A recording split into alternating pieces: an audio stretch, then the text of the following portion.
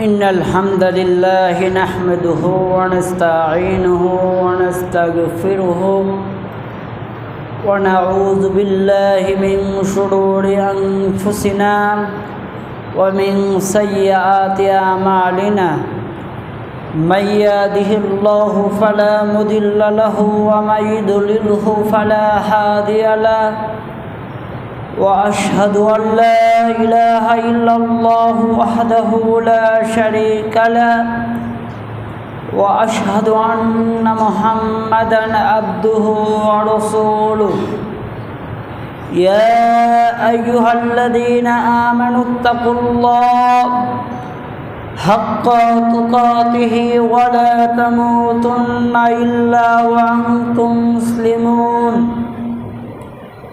يا أيها الناس اتقوا ربكم الذي خلقكم من نفس واحدة وخلق منها زوجها وبث منهما رجالا كثيرا ونساء واتقوا الله الذي تساءلون به والأرحام إن الله كان عليكم رقيبا يا أيها الذين آمنوا اتقوا الله وقولوا قولا سديدا يصلح لكم أعمالكم ويغفر لكم ذنوبكم ومن يطع الله ورسوله فقد فاز فوزا عظيما أعوذ بالله من الشيطان الرجيم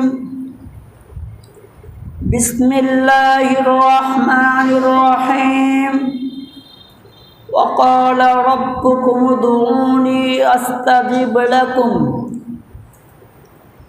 الحمد لله সমস্ত তারিফ সমস্ত প্রশংসা সেই আল্লাহ সুবহানাহু ওয়া তাআলার দরবারে যে আল্লাহ সুবহানাহু ওয়া তাআলা আমাদেরকে জুমার সালাত আদায় করার জন্য জুমার খুতবা শোনার জন্য মসজিদে আসার সুযোগ দান করলেন সেই আল্লাহ সুবহানাহু ওয়া তাআলার দরবারে একবার শুকরিয়া আদায় করি আলহামদুলিল্লাহ।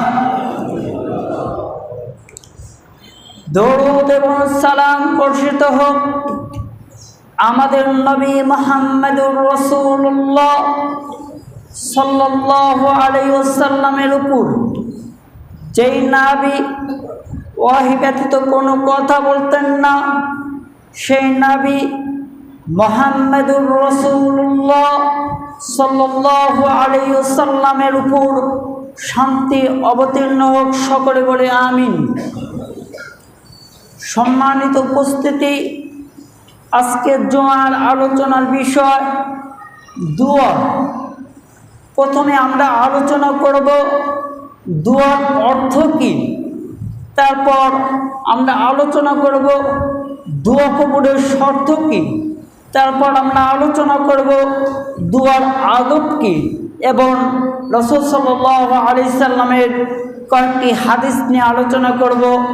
আল্লাহ সুবহানাহু ওয়া তাআলা যেন আমাকে পবিত্র কোরআন এবং সুন্নাহ ভিত্তিক আলোচনা করা তৌফিক দান করেন, সকলে বলে আমিন।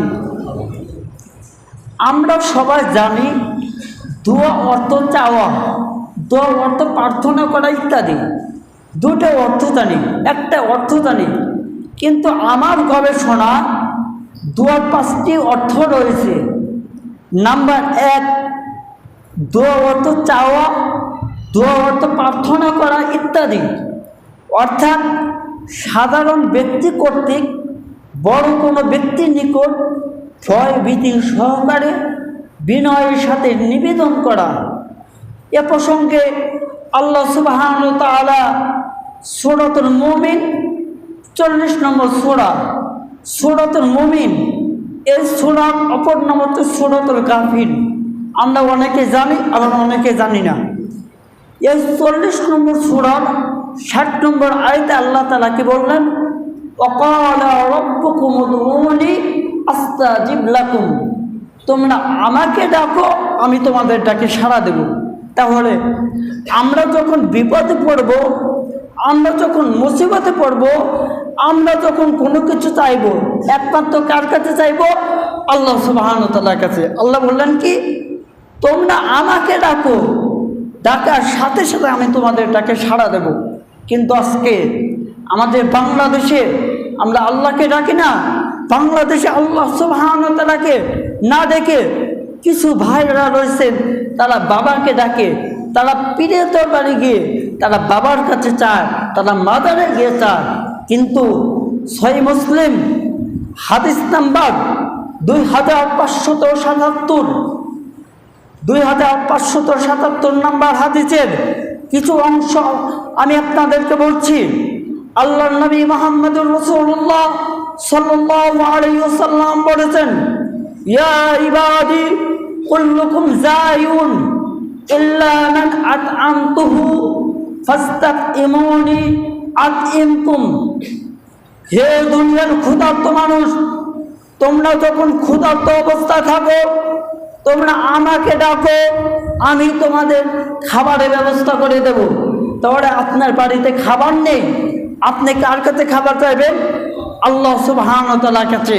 কিন্তু আমরা আল্লাহ সুবহানাহু ওয়া তাআলার কাছে খাবার না চেয়ে আমরা বিভিন্ন জায়গায় যাওয়া শুরু করি। দেখি একটু চেয়ারম্যানের কাছে গেলে আমার রিজিকের ব্যবস্থা হবে, একটু মেম্বারের কাছে গেলে আমার রিজিকের ব্যবস্থা হবে।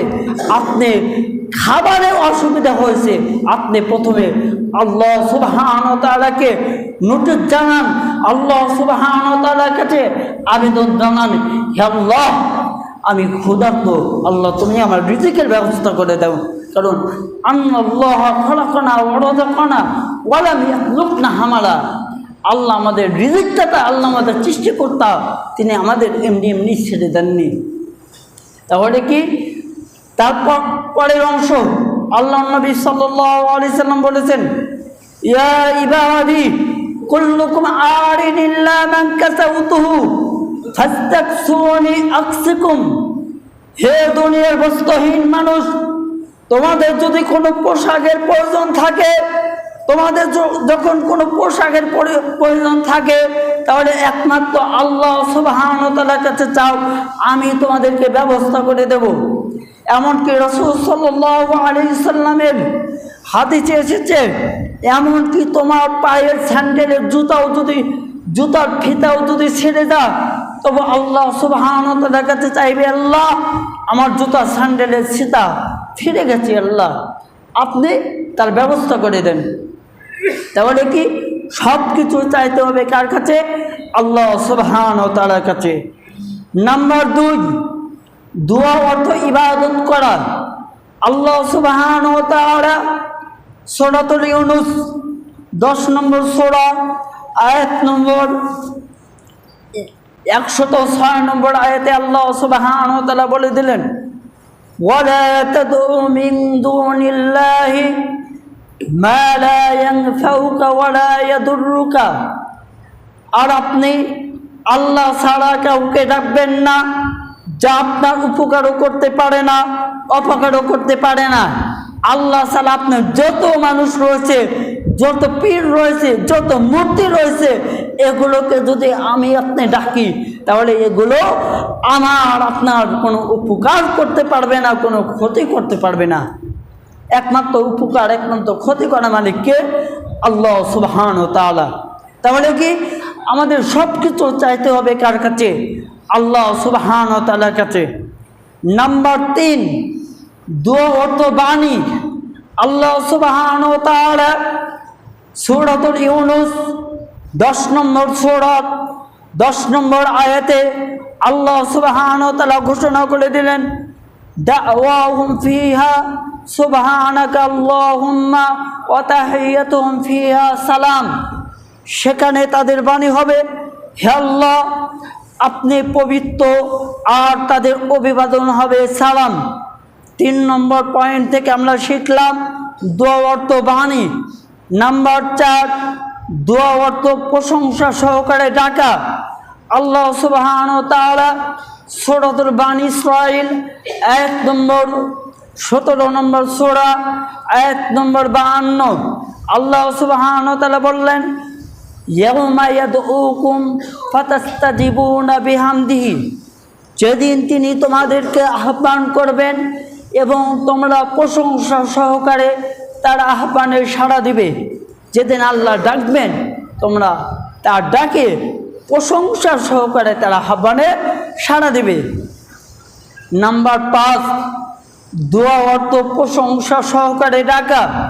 আল্লাহ সুবহানাহু ওয়া তাআলা সূরাতুল বানী ইসরাঈল 17 নম্বর সূরা আয়াত নম্বর 106, এই আয়াতে আল্লাহ তাআলা বললেন, কুলিদুর রহমান কুলিদুল্লাহ বিদুর রহমান আইয়াম্মা তাদউ ফালাহুল আসমাউল হুসনা। হে নবী, আপনি বলুন তোমরা আল্লাহর নামে আহ্বান করো অথবা তোমরা রহমানের নামে আহ্বান করো, তার রয়েছে অনেক অতি সুন্দর নাম। তারপরে কি আল্লাহ সুবহানাহু ওয়া তাআলার অনেক অতি সুন্দর নাম রয়েছে। তোমরা রহমানের নামে আহ্বান করো অথবা আল্লাহর নামে আহ্বান করো, তার রয়েছে অনেক অতি সুন্দর নাম। তাহলে আজকে আমরা দোয়ার 5টি অর্থ শিখলাম। নাম্বার 1, দোয়া অর্থ চাওয়া, দোয়া অর্থ প্রার্থনা করা। নাম্বার 2, দোয়া অর্থ ইবাদত করা। নাম্বার 3, দোয়া অর্থ বাণী। নাম্বার 4, দোয়া অর্থ আহ্বান করা। নাম্বার 5, দোয়া অর্থ প্রশংসা সহকারে ডাকা। এখন আমরা আলোচনা করব দোয়ার ফজিলত। দোয়া করলে কি ফজিলত পাওয়া যায়? আল্লাহ সুবহানাহু ওয়া তাআলা সূরাতুল মুমিনের 40 নম্বর সূরার 60 নম্বর আয়াতে বলে দিলেন, ওয়াকালা রাব্বুকুম উদউনি আস্তাজিব লাকুম ইন্নাল্লাযীনা ইস্তাকবিরুনা আন ইবাদাতি সায়াদখুলুনা জাহান্নামা দাখিলিন। আর তোমার প্রতিপালক বলেছেন, তোমরা আমাকে ডাকো, আমি তোমাদের ডাকে সাড়া দেব। নিশ্চয় যারা অহংকার বশত আমার ইবাদত থেকে বিমুখ থাকে, নিশ্চয় যারা অহংকার করে আমার ইবাদত করে না, তারা জাহান্নামে প্রবেশ করবে লাঞ্ছিত হয়ে, তারা জাহান্নামে প্রবেশ করবে অপমান হয়ে। যারা অহংকার করে আল্লাহ সুবহানাহু ওয়া তাআলার ইবাদত করতে চায় না, যারা অহংকার করে আল্লাহ সুবহানাহু ওয়া তাআলার দাসত্ব করতে চায় না, যারা অহংকার করে আল্লাহ সুবহানাহু ওয়া তাআলার গোলামি করতে চায় না, আল্লাহ তাআলা সূরাতুল মুমিনের 60 নম্বর আয়াতের ভিতর ঘোষণা করে দিলেন, তারা জাহান্নামে প্রবেশ করবে লাঞ্ছিত হয়ে, অপমানিত হয়ে। আল্লাহ সুবহানাহু ওয়া তাআলা সূরাতুল বাকারা আয়াত নম্বর 186 নম্বর আয়াতে আল্লাহ সুবহানাহু ওয়া তাআলা বলে দিলেন, ওয়াইযা সালাকা ইবাদি আন্নী ফাইন্নী করিব উজিবুদ দাওয়াতাদ দাঈ ইযা দাআন। আর আমার বান্দাগণ যখন আমার সম্পর্কে আপনাকে জিজ্ঞাসা করে তখন আপনি বলে দিন, নিশ্চয় আমি অতি নিকটেই আছি। আহ্বানকারী যখন আমাকে আহ্বান করে আমি তার আহ্বানে সাড়া দিই। কিন্তু দুঃখজনক বিষয়, গভীর রাত্রি আল্লাহ সুবহানাহু ওয়া তাআলা রাতের তৃতীয় অংশে দুনিয়ার শেষ আসমানে নেমে এসে বলেন, কে আছো, কে আছো, আমার কাছে ক্ষমা চাও, আমি তোমাদেরকে ক্ষমা করব। কে আছো, আমার কাছে গুনাহ মাফ চাও, আমি তোমাকে গুনাহগুলো মাফ করে দেব। কিন্তু আমরা আল্লাহ সুবহানাহু ওয়া তাআলার কাছে গুনাহ মাফ করার জন্য আল্লাহ সুবহানাহু ওয়া তাআলা ডাকে সাড়া দিই না, কিন্তু আমরা ইহুদি খ্রিস্টানদের কৃষ্টি কালচার পালন করার জন্য গভীর রাতে রাত 3টার সময় উঠে ইহুদি খ্রিস্টানদের খেলা দেখার জন্য আমরা প্রস্তুত হই। কিন্তু আল্লাহ সুবহানাহু ওয়া তাআলা বললেন কি, তোমরা আমাকে ডাকো, আমি তোমাদের ডাকে সাড়া দেব। আজকে সমাজের অনেক মুসলমান রয়েছে যারা ফজরের সালাত জামাতের সাথে আদায় করতে পারে না, অথচ ইহুদি খ্রিস্টানদের কৃষ্টি কালচার পালন করার জন্য তারা গভীর রাতে তাদের ঘুম কামাই দিয়ে তারা ইহুদি খ্রিস্টানদের কৃষ্টি কালচার তারা গ্রহণ করছে। আল্লাহ বললেন, তোমরা আমাকে ডাকো, আমি তোমাদের ডাকে সাড়া দেব। আল্লাহ নবী সাল্লাল্লাহু আলাইহি সাল্লামের আরেকটি হাদিস, আল্লাহ নবী মুহাম্মদুর রাসূলুল্লাহ সাল্লাল্লাহু আলাইহি সাল্লাম যে হাদিসটি তিরমিজি হাদিস নাম্বার 3556 নম্বর হাদিসে এসেছে, সালমান ফারসি রাদিয়াল্লাহু আনহু থেকে বর্ণিত। তিনি বলেন, রাসূলুল্লাহ সাল্লাল্লাহু আলাইহি ওয়াসাল্লাম বলেছেন, ইন্নাল্লাহা হাইয়ুন কারীম ইয়াস্তাহি ইযা রাফা আর-রাজুলু ইলাইহি ইয়াদাইহি আন ইয়ারুদ্দুহুমা সিফরান খাইবাতাইনি। আল্লাহ সুবহানাহু ওয়া তাআলা অত্যাধিক লজ্জাশীল ও দয়ালু। যখন কোনো ব্যক্তি তার নিকট দুই হাত তুলে প্রার্থনা করে, যখন কোনো ব্যক্তি তার নিকট দুই হাত তুলে কান্নাকাটি করে, তখন আল্লাহ সুবহানাহু ওয়া তাআলা তার খালি হাত তাকে ফেরত দিতে আল্লাহ সুবহানাহু ওয়া তাআলা লজ্জা বোধ করেন। তাহলে কি আল্লাহর কাছে চাইলে আল্লাহ সাথে সাথে দিয়ে দেন, কিন্তু আল্লাহ না দিলে লজ্জাবোধ করেন। কিন্তু আমরা আল্লাহর কাছে চাইতে লজ্জাবোধ করি। আমরা সদা সর্বদা আল্লাহ সুবহানাহু ওয়া তাআলার কাছে চাইব। আপনার সুস্থতার প্রয়োজন, আল্লাহ সুবহানাহু ওয়া তাআলার কাছে চাইবেন। আপনার অর্থের প্রয়োজন, আল্লাহ সুবহানাহু ওয়া তাআলার কাছে চাইবেন। আপনার টাকা পয়সার প্রয়োজন, আপনি আল্লাহ সুবহানাহু ওয়া তাআলার কাছে চাইবেন। কারণ আল্লাহ সুবহানাহু ওয়া তাআলার কাছে কোনো কিছুর অভাব নেই। আল্লাহ সুবহানাহু ওয়া তাআলার কাছে কোনো কিছুর অভাব নেই, কিন্তু আমরা আল্লাহ সুবহানাহু ওয়া তাআলাকে ডাকতে পারি না, আমরা আল্লাহ সুবহানাহু ওয়া তাআলার কাছে চাইতে পারি না। কিন্তু আল্লাহ বললেন, তোমরা যদি আমাকে ডাকো, আমি তোমাদের হাতটাকে আমি খালি হাতে ফেরত দিতে লজ্জাবোধ করি। আজকে যদি আমরা মানুষের কাছে চাই, মানুষটা রাগান্বিত হয়ে যান, কিন্তু আল্লাহ সুবহানাহু ওয়া তাআলা কখনো রাগ করেন না, আল্লাহ সুবহানাহু ওয়া তাআলা কখনো রাগান্বিত করেন না। একটি হাদিস এখন আমরা আলোচনা করব, দোয়া কবুলের শর্ত।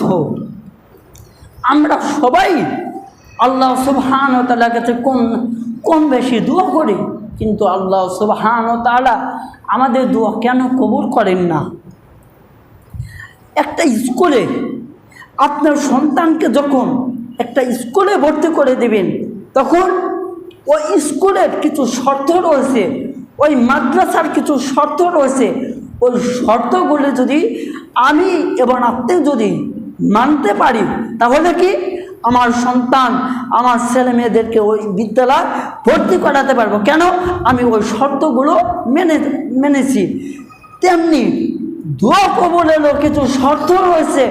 আমরা শুধু দোয়া করছি, কিন্তু দোয়া কবুলের যে শর্তগুলি রয়েছে, এই শর্তগুলি আমাদের মধ্যে পাওয়া যায় না। এই জন্যই আল্লাহ সুবহানাহু ওয়া তাআলা আমাদের দোয়া কবুল করেন না। নাম্বার 1, দোয়াকারীর পানাহার, বাসস্থান, পোশাক পরিচ্ছদ হালাল হওয়া। দলিল সহিহ মুসলিম হাদিস নাম্বার 1015, হাদিসে আরবাইন হাদিস নাম্বার 10, আন আবি হুরায়রা রাদিয়াল্লাহু আনহু قال قال رسول الله صلى الله عليه وسلم। আবু হুরায়রা রাদিয়াল্লাহু আনহু থেকে বর্ণিত, তিনি বলেন, রাসূলুল্লাহ সাল্লাল্লাহু আলাইহি ওয়াসাল্লাম বলেছেন, ইন্নাল্লাহা তাইয়্যিবুন লা ইয়াকবালু ইল্লা তাইয়্যিবা ওয়া ইন্নাল্লাহা আমারাল মুমিনিনা বিমা আমারা বিহিল মুরসালিন। নিশ্চয় আল্লাহ তাআলা পবিত্র, তিনি পবিত্র ব্যতীত কোনো কিছু কবুল করেন না। আল্লাহ তাআলা নবীদেরকে যে নির্দেশ দিয়েছেন, মুমিনদেরকেও সেই নির্দেশ দিয়েছেন। নবী রাসূলদেরকে যে নির্দেশ দিয়েছেন, আপনাদেরকেও আল্লাহ সুবহানাহু ওয়া তাআলা সেই নির্দেশটাই দিয়েছেন। ফাকালা তাআলা, অথবা আল্লাহ সুবহানাহু ওয়া তাআলা বললেন, ইয়া আইয়ুহার রাসূল কুলু মিনাত তাইয়্যিবাতি ওয়া আমালু সালিহান ইন্নী বিমা তা'মালুনা আলিম। হে রাসূলগণ, তোমরা পবিত্র বস্তু খাও এবং উত্তম আমল করো, নিশ্চয় তোমরা যা করো সে বিষয়ে আমি অবগত আছি। তাহলে আল্লাহ তাআলা রাসূলকে বলে দিলেন কি তুমি পবিত্র বস্তু খাও। পবিত্র বস্তু মানে কি? হালাল খাবার। পবিত্র বস্তু মানে কি? হালাল খাদ্য। ওই পবিত্র বস্তু খাও এবং উত্তম আমল করো, নিশ্চয় তোমরা যে বিষয় তোমরা যা করো সে বিষয়টা সম্পর্কে আমি অবগত আছি। এক সালাফ বলেছেন, যে ব্যক্তি উত্তম খাবার খেয়ে আল্লাহ সুবহানাহু ওয়া তাআলার কাছে, উত্তম খাবার না খেয়ে আল্লাহ সুবহানাহু ওয়া তাআলার কাছে দোয়া করবে, আল্লাহ তাআলা তার দোয়া কবুল করবেন না। এখন উত্তম খাবার মানে কি? মাছ, ডিম, মাংস এগুলো না। উত্তম খাবার বলতে বোঝা হালাল খাবার। সুদের টাকা নয়, ঘুষের টাকা নয়, দুর্নীতির টাকা নয়, আত্মসাতের টাকা নয়। যেই টাকাটা আপনি কষ্ট করে হালাল পন্থায় উপার্জন করেছেন, ওই টাকা দিয়ে আপনি ইবাদত করবেন, আল্লাহ সুবহানাহু ওয়া তাআলা আপনার ইবাদতটা কবুল করবেন। যদি ওই হালাল টাকা যদি মসজিদে 1 টাকাও দান করেন, আল্লাহ সুবহানাহু ওয়া তাআলা এই দানটাকে আল্লাহ সুবহানাহু ওয়া তাআলা কবুল করবেন। কিন্তু আপনি সুদের টাকা, ঘুষের টাকা, হারাম টাকা যদি লক্ষ লক্ষ টাকাও যদি মসজিদ মাদ্রাসায় দান করেন, আল্লাহ সুবহানাহু ওয়া তাআলা এই দান কবুল করবেন না। কারণ এই খাবারটা, এই দানটা উত্তম না, এই টাকাটা উত্তম না। এই জন্য আমাদেরকে উত্তম খাবার খেয়ে আল্লাহ সুবহানাহু ওয়া তাআলার কাছে দোয়া করতে হবে। আল্লাহ তাআলা অপর আয়াতে বললেন ওই হাদিসের ভিতরে, ইয়া আইয়ুহাল্লাযীনা আমানু কুলু মিনাত তাইয়্যিবাতি মা রাযাকনাকুম, হে ঈমানদারগণ তোমরা পবিত্র, আমি যে তোমাদের যে জীবিকা দান করেছি তা থেকে তোমরা পবিত্র বস্তু আহার করো, উত্তম বস্তু আহার করো। তাহলে এই আয়াত দ্বারাও আমরা বুঝলাম আমরা সদা সর্বদা হালাল খাবার খাওয়ার চেষ্টা করব। আল্লাহ সুবহানাহু ওয়া তাআলা যেন আমাদেরকে হালাল খাবার খাওয়ার তৌফিক দান করেন, সকলে বলে আমিন। তারপরে আল্লাহ নবী বললেন, সুম্মা যাকারার রাজুলু ইউতুল্লিস সাফার আশআসা আবআসা ইয়া রাব্বি ওয়া মাত'আমুহু হারামুন ওয়া মাশরাবুহু হারামুন ওয়া মালবাসুহু হারামুন ওয়া গুদিয়া বিল হারামি ফাআন্না ইস্তাজাবু লিযালিক। কোন ব্যক্তি দূর দূরান্ত পর্যন্ত দীর্ঘ সফর করে, ফলে সে রুগ্ন কেশধারী হয়ে পড়ে, অতঃপর তার মাথার চুলগুলো ছিল এলোমেলো, খুস্কো খুস্কো।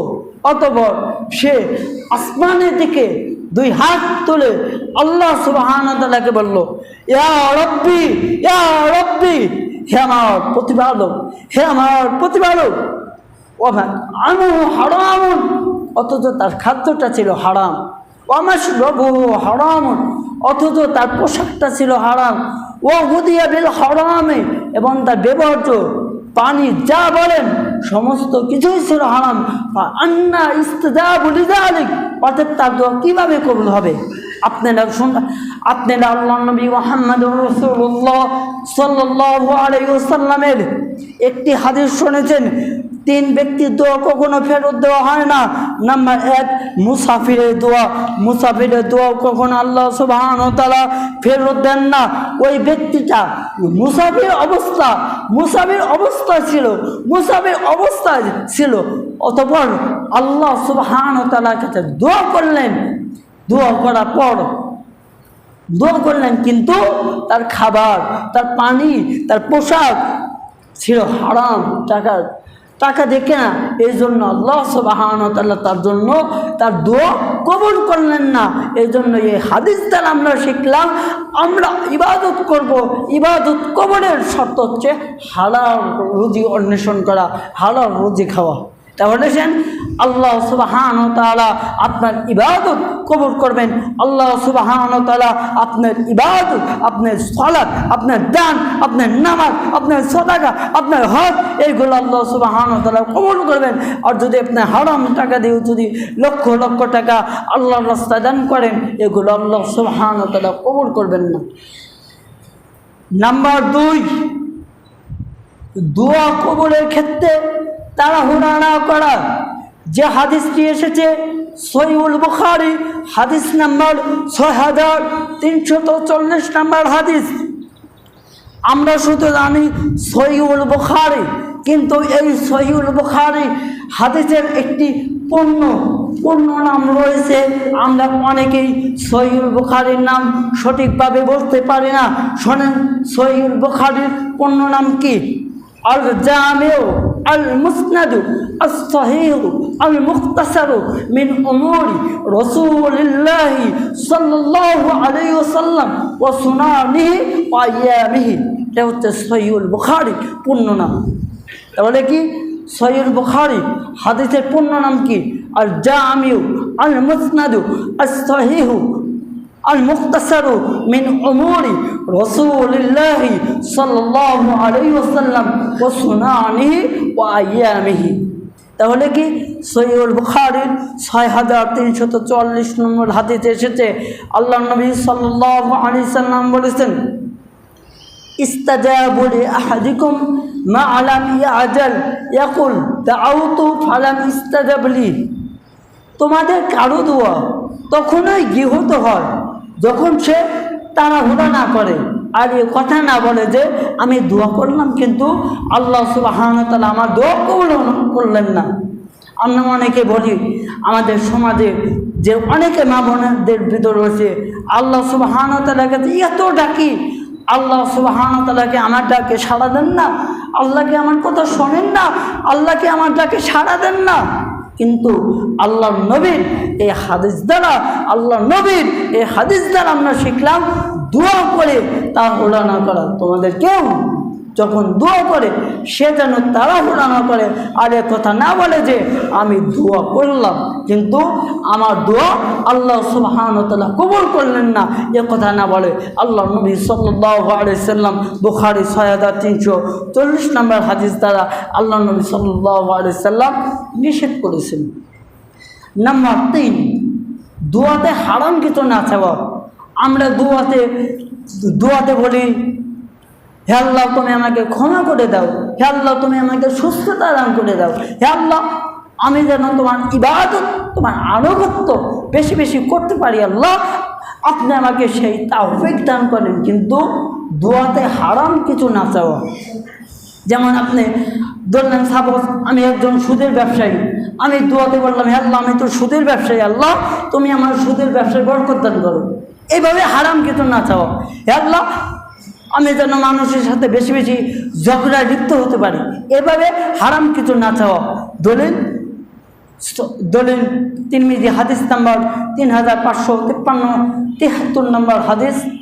উবাদা ইবনে সামিত রাদিয়াল্লাহু আনহু থেকে বর্ণিত, রাসূলুল্লাহ সাল্লাল্লাহু আলাইহি সাল্লাম বলেছেন, মা আলাল আরদি মুসলিম ইয়াদউল্লাহ বিদাওয়াতিন ইল্লা আতাহুল্লাহ ইয়াহা আও সালাফা আনহু মিনাস সুই মিসলাহা মা লাম ইয়াদউ বিমা সামি আও কতিয়াতির রাহিক। কোন মুসলমান যখন আল্লাহ সুবহানাহু ওয়া তাআলার কাছে দোয়া করে তখন আল্লাহ তাআলা তাকে হয়তো তার কাঙ্ক্ষিত বস্তুটি আল্লাহ সুবহানাহু ওয়া তাআলা তাকে দান করেন অথবা তার থেকে অনিষ্টা দূর করে দেন, যদি না সে কোনো গুনাহের জন্য অথবা কোনো পাপের জন্য দোয়া না, আত্মীয়তার সম্পর্ক ছিন্ন না করার জন্য দোয়া করে। তাহলে কি আপনি দোয়া করলেন হে আল্লাহ অমকের সাথে যে আমার আত্মীয়তার বন্ধন রয়েছে, আল্লাহ ওই আত্মীয়তার বন্ধন যেন ছিন্ন হয়ে যায়, এভাবে দোয়া করা যাবে না। হে আল্লাহ আমি একটা হারাম ব্যবসা করি, আল্লাহ ওই হারাম ব্যবসায় আল্লাহ তুমি বারাকাত দান করো, এভাবে দোয়া করা যাবে না। আল্লাহ অমক ব্যক্তি জানে ধ্বংস হয়ে যা, অমক ব্যক্তি জানে এই ক্ষতি হয়ে যা, এইভাবে যেইগুলো নিষেধ ওই কাজের জন্য, হারাম কাজের জন্য দোয়া করা যাবে না। আল্লাহ নবী সাল্লাল্লাহু আলাইহি সাল্লাম নিষেধ করেছেন। আরেকটি নাম্বার পয়েন্ট হচ্ছে সৎ কাজের আদেশ, অসৎ কাজের নিষেধ দান করা। আপনি যদি সমাজের ভিতর সৎ কাজের আদেশ না দেন, অসৎ কাজের নিষেধ না করেন, তাহলে আপনি আল্লাহ সুবহানাহু ওয়া তাআলার কাছে দোয়া করলেও আল্লাহ সুবহানাহু ওয়া তাআলা আপনার দোয়া কবুল করবেন না। আপনি তো হাজী সাহেব, আপনি তো তাহাজ্জুদ গুজারি, কিন্তু আপনি মসজিদে আছেন, অথচ আপনার ছেলে মসজিদে আসছে না, আপনি তাকে সৎ কাজের আদেশ দিচ্ছেন না। আপনি দোয়া করলে আল্লাহ সুবহানাহু ওয়া তাআলা আপনার দোয়া কবুল করবেন না। আপনি হাজি, আপনি 2 বার হজ করেছেন, তবে আপনার সমাজে যুবক গান বাজনা নিয়ে লিপ্ত আছে, জেনা ব্যভিচার নিয়ে লিপ্ত আছে, ইহুদি খ্রিস্টানদেরকে নিয়ে লিপ্ত আছে। আপনি কখনো তাদেরকে বাধা দেননি, তাদেরকে প্রতিবাদ করেননি, আর আপনি আল্লাহ সুবহানাহু ওয়া তাআলার কাছে এমনি দোয়া করছেন, আল্লাহ আপনার দোয়া কবুল করবেন না। যে হাদিসটি রয়েছে আল্লাহ নবী সাল্লাল্লাহু আলাইহি সাল্লাম বলেছেন, সেই সত্তার কসম, সেই আল্লাহর কসম, নিশ্চয় তোমরা মানুষকে সৎ কাজের আদেশ করবে, অসৎ কাজের নিষেধ করবে। যদি তোমরা সৎ কাজের আদেশ যদি না করতে পারো, অসৎ কাজের নিষেধ যদি না করতে পারো তোমরা আল্লাহ সুবহানাহু ওয়া তাআলার কাছে, তাহলে কি আল্লাহ সুবহানাহু ওয়া তাআলা তোমাদের উপর শাস্তি অবতীর্ণ করবেন। তাহলে কি হাদিস দ্বারা কি বুঝলাম? আপনি যদি সমাজের ভিতর সৎ কাজের আদেশ, অসৎ কাজের নিষেধ যদি আপনি না করতে পারেন, আপনাদের উপর শাস্তি অবতীর্ণ হবে। শুধু শাস্তি অবতীর্ণ হবে না, তখন আল্লাহ সুবহানাহু ওয়া তাআলার কাছে দোয়া করলেও আল্লাহ সুবহানাহু ওয়া তাআলা আপনার দোয়া কবুল করবেন না। তাহলে এই হাদিস দ্বারা আমরা বুঝলাম কি, আপনি যদি সৎ কাজের আদেশ যদি সমাজে না দেন, অসৎ কাজের নিষেধ যদি সমাজে না দেন, আপনি যতবার আল্লাহ সুবহানাহু ওয়া তাআলার কাছে দোয়া করেন, আল্লাহ সুবহানাহু ওয়া তাআলা আপনার দোয়া কবুল করবেন না। আল্লাহ সুবহানাহু ওয়া তাআলা আপনার দোয়া কবুল করবেন না। এই জন্য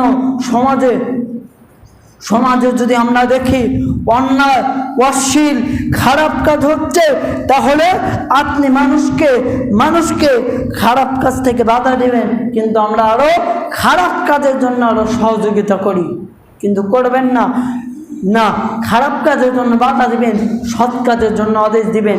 আল্লাহ, আজকে আমরা যে দোয়া করার ফজিলত, দোয়ার অর্থ নিয়ে আলোচনা করলাম, আল্লাহ আপনি আমাদেরকে এইগুলো অনুযায়ী আমাদের সবাইকে আমল করা তৌফিক দান করেন। সকলে বলে আমিন।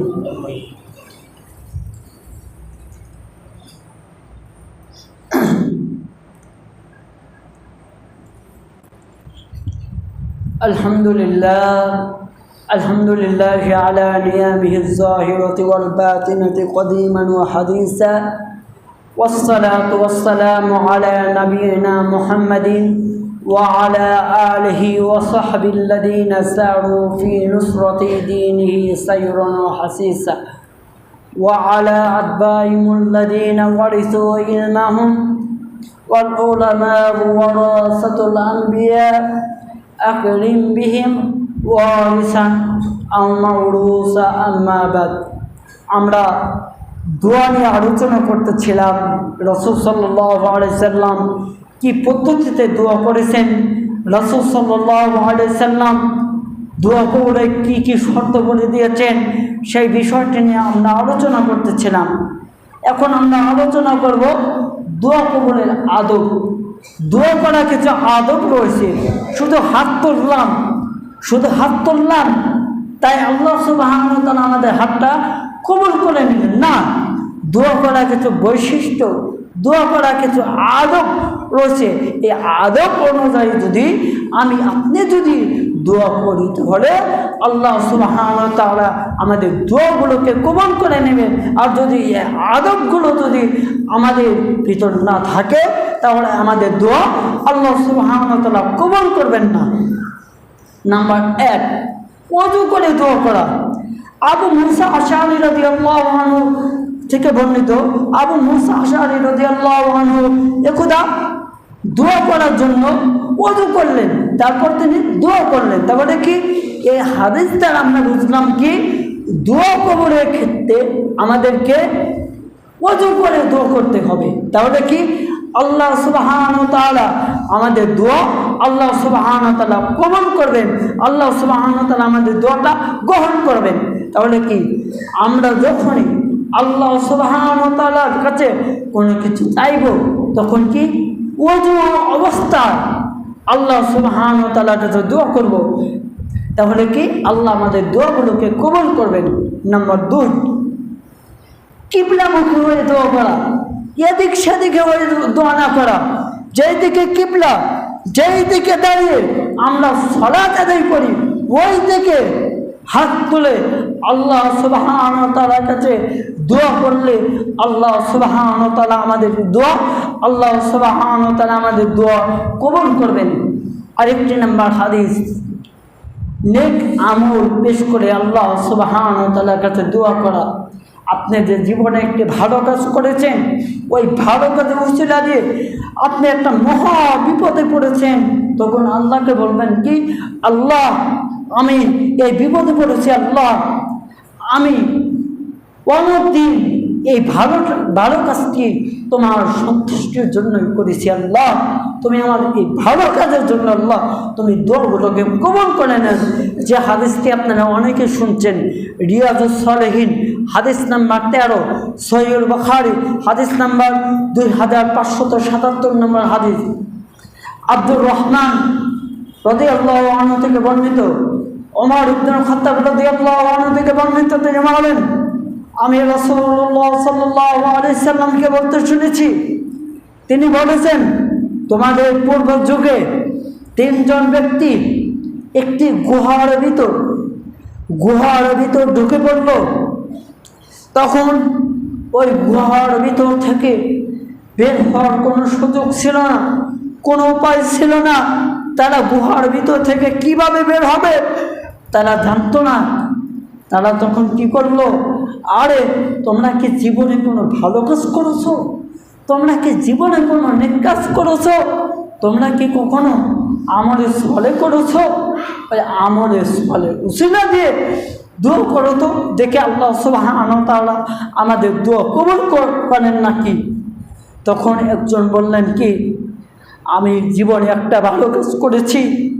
ওই কি ভালো কাজ করেছো? আমি মা বাবার সাথে এমন খেদমত করতাম, আমি মা বাবার সাথে এমন আচরণ করতাম। একদিন আমি আমার বকরির পাল নিয়ে আমি অনেক দূর চলে গেছি। প্রত্যেকদিন সন্ধ্যায় আমি বাসায় ফিরে আসি। একদিন আমার রাস্তায় দেখি অনেক দেরি হয়েছে, তখন দেখি আমার মা বিছানায় ঘুমিয়ে আছে। আমার মাকে আমি ডাক দিতে পারলাম না, আমার মা যেন কষ্ট না পায়। আমি দুধের পেয়ালাটা নিয়ে আমি আমার মায়ের কাছে দাঁড়িয়ে আছি।